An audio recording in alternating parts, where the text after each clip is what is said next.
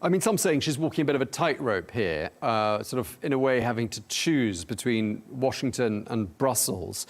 And I'm just wondering how much pressure you think she's under from European leaders to somehow bring back something from this trip, and you know, especially with regards to the tariff situation. I mean, how do you rate the chances of bringing something back to the whole of the European Union? I'm sure it's much more likely with Giorgia Meloni than it is with anybody else in Europe at this point, with maybe a few exceptions like Poland.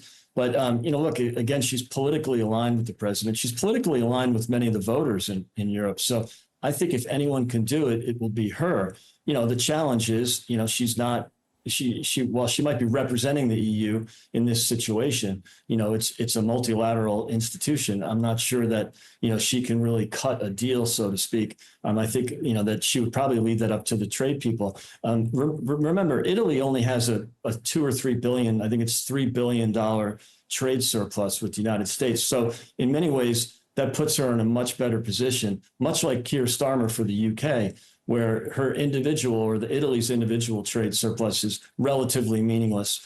So, you know, that might help the situation, because I don't think the president would have, you know, a problem with the fact that, you know, Italy, yes, they export more than they import from the US, but on the other hand, it's not significant.